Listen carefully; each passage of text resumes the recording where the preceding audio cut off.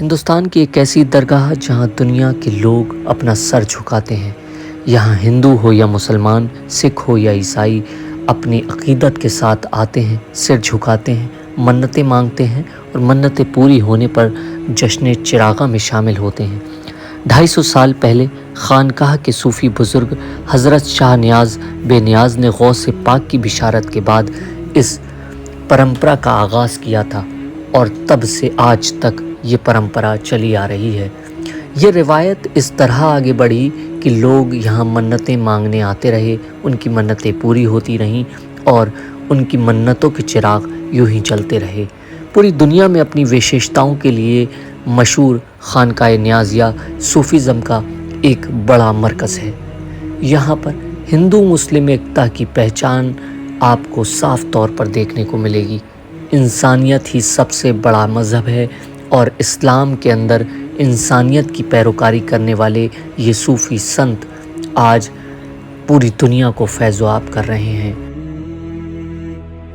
یہ کیا روایت ہے جو جشن چراغاں کی ہے؟ کیونکہ تمام لوگ جو باہر سے دیکھ رہے ہیں اس وقت، ان کو اس روایت کے بارے میں کیسے پتہ لگے گا اور کیا ہے اور کب سے یہ سلسلہ چلا آ رہا ہے؟ السلام علیکم ورحمۃ اللہ وبرکاتہ. میں خانوادہ خانقاہ عالیہ نیازیہ محمد قاسم فخری نیازی آپ لوگوں سے مخاطب ہوں.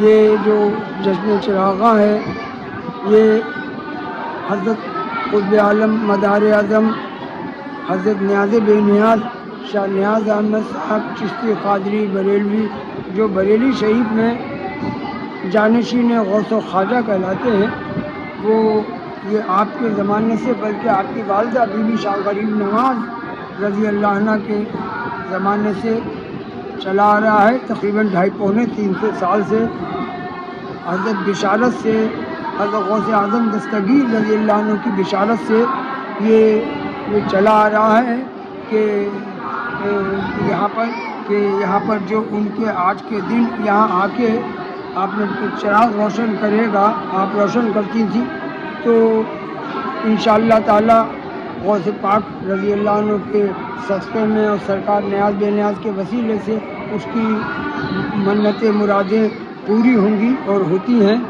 اور آج یہ روایت تو چلی آ رہی ہے لیکن یہ غوث پاک کی بشارت سے ہوا ہے، یہ ان کے فیض جاری ہے. اس کے لیے کوئی سند کی ضرورت نہیں ہے. یہ لوگوں کے ہزاروں بے شمار ہزاروں لوگوں کے لاکھوں لوگوں کے کام ان کے صدقے میں نیاز بے نیاز کے وسیلے سے غوث پاک کر رہے ہیں.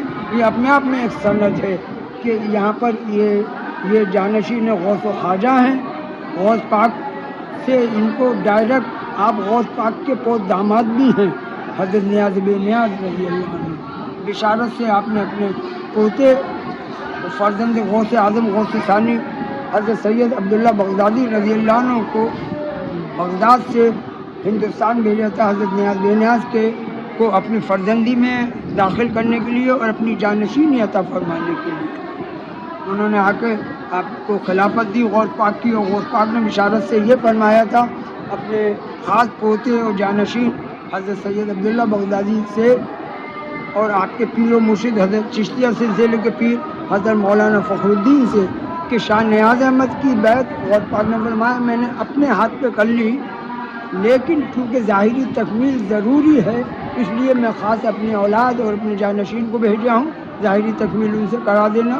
اور بشارت سے یہ بھی حکم دیا تھا کہ ان کی حضرت بغدادی صاحب کی صاحبزادی سے کہ ان کو نکاح میں دے دینا. بہرحال یہ فیض جاری ہے. لوگ یہ کہتے ہیں کہ یہاں پر جو بھی آتا ہے وہ کام ہوتے ہیں، جائز کام ہوتے ہیں. میں کہتا ہوں جائز کام تو اور طرف سے بھی ہو جاتے ہیں. یہاں پر ان کے فیض سے جائز اور ناجائز اور ناممکن کام ہوتے ہیں.